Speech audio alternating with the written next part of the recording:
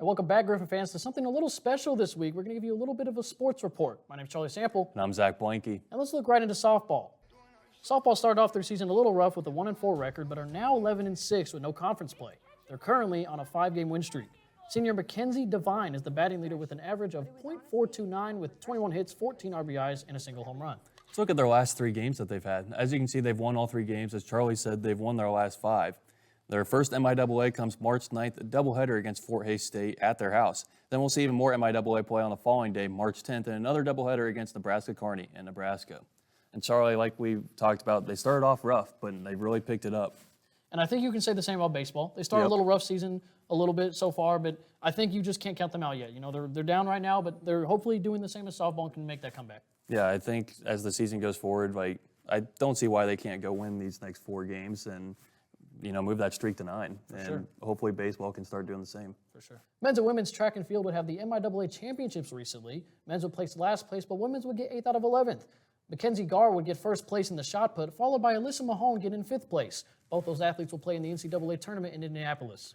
Look at the Lady Griffins first. They entered this game 18-8, 13-5 in MIAA play.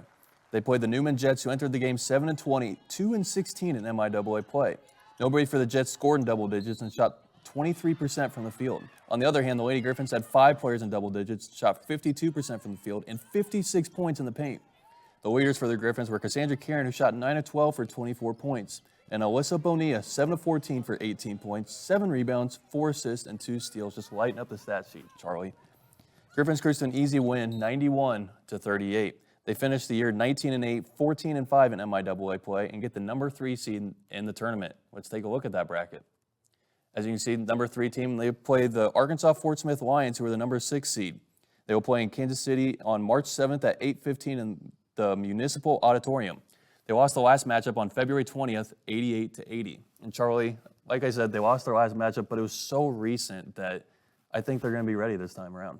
I agree. I think they like you said, they just played recently, so they have that advantage there, but the other team does as well. And also, you talk about tournaments, seeding and record doesn't matter anymore. So it's anyone's game. It's anyone's game. I think going into it, it's, Feldhaus's first time in this tournament, but I like their chances. I really do. I think they're playing well recently, and I think they're going to continue that going to the tournament. For sure. Now let's look at men's. The men's team would enter this senior night 18-12, 9-10 in the MIAA record. Newman Jets would enter 15-12 with an 8-10 in the MIAA. This game was much more competitive than the women's, and 4 players on the Griffins were in double digits. This game was a game of the runs as the Griffins went on a 10-0 run in the first half to take a 34-18 lead. Jets would respond, though, with a 12-2 run of their own to bring the score to 36-30. The Griffins would lead at halftime 44-40. The game came down to the final 3 minutes. Matthew Schneider dropped 4 points in the final 3 minutes to turn the tide of the game, and Zay Nelson would finish it off, going 4 for 4 from the free throw line to put the game away.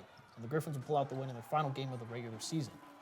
That score there was 82-78. Justin Bubach, 6 for 7 from the field goal, 5 and 6 from 3, 19 points in total. Julius Dixon, 15 points and 13 rebounds, double-double for the senior there. And Zay Nelson, 18 points, 6 rebounds, 6 assists. And now they're going to be entering into their own MIAA championship bracket as we look there. Number 6, Missouri Western will face number 3, Rogers State on March 7th at 2:15 p.m. Last time these 2 teams met, Rogers State would better the Griffins 54-74. And Zach, like you said, and like we've talked about many times before on the podcast and here, it's March. Yep. It's the bracket. Records and seeds don't matter anymore. And number 1 Washburn gets upsetted by number 8 Central Oklahoma. Yeah, I mean, they've been killing teams left and right throughout this whole year, and then first game they play, they're out. I mean, that's what happens in March. You see it at any level, and you can't take anyone for granted. Yeah, I think Missouri Western pushes past that last meeting they had with Rogers State, and they just look ahead, and like you said, they have that drive. They have that motivation from their senior night game win, and now they use that in this game. Yeah, I think the biggest thing they have going for them is they have 8 seniors. Not many teams have 8 seniors. They have the experience, and this is Will Martin's first time bringing his team to the quarterfinals. They got to bye. So having the extra couple of days to prep, I think, will be big for them. Yeah. Well, folks, that's all that we have for you this time. My name is Charlie Sample. And I'm Zach Blanky. And we'll see you next time.